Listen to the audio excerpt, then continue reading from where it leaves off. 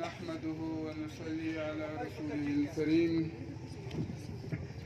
أما بعد فأعوذ بالله من الشيطان الرجيم. بسم الله الرحمن الرحيم.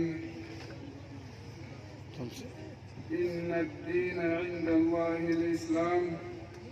صدق الله العظيم.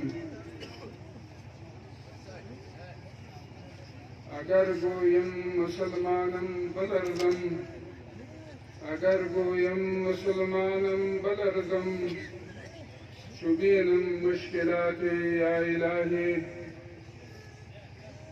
إن الله وملائكته يصلون على النبي يا أيها الذين آمنوا صلوا عليه وسلموا تسليما.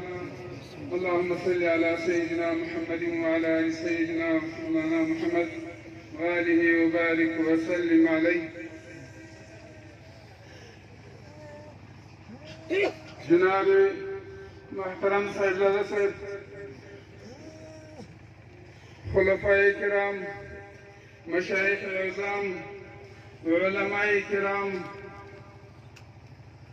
او د دین او د تصوف مخلصو مسلمانانو حاضرینو، السلام علیکم ورحمۃ اللہ وبرکاتہ. علماء کرامو هر اړخیز تقریرونه وکړل، د شهادت او د داسې غمګینې ورځې په مناسبت د فضایلو بیانونه یې وکړل. زه نه غواړم چې تقریر وکړم او د هغو په ویناوو باندې زیات څه ووایم. البته د اسلامي امارت د یو عسکر په صفت د اسلامي امارت په نمایندګي باندې دومره وایم چې دا فاجعه چې بېګنۍ رامنځته شوې ده، یقینا ټول اسلامي امارت د خپل ځان لپاره یو فاجعه بولي.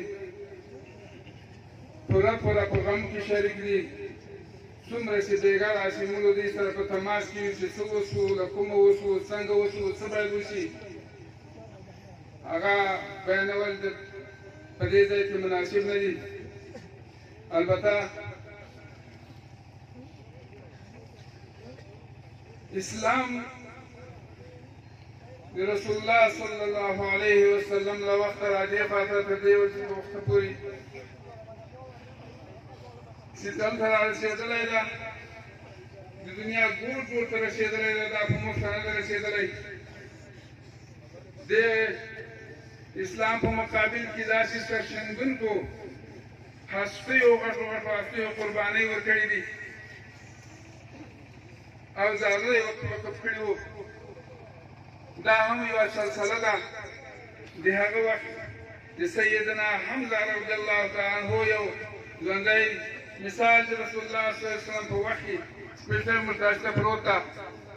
نور ادي خواته علماء کرام دي، پوهان ناصحینو ته بهتره معلومه ده، عیان لره بیان ضرورت نه وي. محترمو، اسلامي امارت ما درته وویل چې په دې موضوع باندې خپله غمګیني ښکاره کوي او یقینا سخت غمګین ده.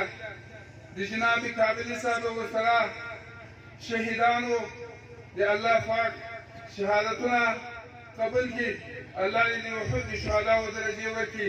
محترمو، الله به ځکه قبول کړي چې دا د خوارجو له لاسه شهیدان دي. خوارج هغه څوک دي چې رسول الله صلی الله علیه وسلم د هغو له لاسه شهادت د ځان دپاره فخر بللی و. محترمو، اجل یوه ورځ راځي خو چې د شهادت مرګونه موږ تاسو ته راشي، الله پاک دې امت داسې خیر الامم یې بللی ده، یوې دا ورته ویل دي چې دا د شهادتونو امت ده. محترمو، موږ تاسې باید ویښ واوسو، بیداره واوسو او له وخت نه فرصت، د دې وخت نه په استفاده باید یو له بله هماهنګي ولرو سره د اسلامي امارت ته لاس ورکوي. خپل په څنګ باندې، خپل په ګاونډ باندې، په شاوخوا کې موږ تاسې لکه په د رسول الله صلی الله علیه وسلم په وخت کې چې منافقین د صحابو په منځ کې موجود وو، دا رقم د موږ تاسې په منځ کې د اوس وخت منافقین خوارج موجود دي. یو له بله لاس سره ورکړو، یو له بله په زړورتیا باندې د هغو مقابله وکړو، د شاته واچوو. خپل هغه اصلي بنیادي او احساس کوم دا کوم فکر را سره ده هغه مو باید یوې سره دا خاوره دې موږ ته تاسې ده دا له موږ تاسې آبادېدل غواړي دا دین دې موږ ته تاسې ده دا له موږ تاسې آبادېدل او ساتل غواړي محترمو په دې باندې به که په هر رقم قرباني راځي هر رقم ستړي په موږ تاسې راځي هر رقم شهادتونه او زخمونه په موږ تاسې باندې راځي خو ځان باید بېخبرو خو دښمن ته به انشاءالله غاښ ماتونکی جواب ورکوو او موږ ډېر زر انشاءالله د کابلي صاحب او د هغه د ملګرو شهیدان او قاتلان به د یوې لسته مشرۍ وي انشاءالله که خدای کوي تاسې ستاسې ملتیا غواړو ستاسې دعاوې غواړو ستاسې همکاري غواړو او ستاسې هماهنګي را سره وي انشاءالله موږ هغه وخت بریو ملت او رایت دا ټول وخت لکه ملا او مخ دا شي د سره ملا او دا یو د بل لازم ملزوم د سره یو د بل په هماهنګي وي چې کله موږ تاسې هماهنګ یو دښمن به بیا رسوایي انشاءالله بیا به د موږ له مابینه داسې بدې استفادې نه کوي بیا به موږ داسې نه زړوي انشاءالله دا بیا به موږ دوی داسې زړوو په خپلو ګرونو باندې به انشاءالله اخلئ نو په اخره کې زه دا وایم چې لازمي لاس سره ورکړو ویده پاته نه شو بې مسؤلیته ځان ونه بولو هر ځوان هر سپېږیری هر مشر هر کشر هر عالم هر خاص هر عام تر خپل اندازې خپل مسؤلیت باید وپېژنو او خپل مسؤلیتونو ته متوجه شو یو بل له بل لاس ته ورکړو زه نور څه کول نه ویل نه غواړم واخر دعوانا ان الحمد لله رب العالمین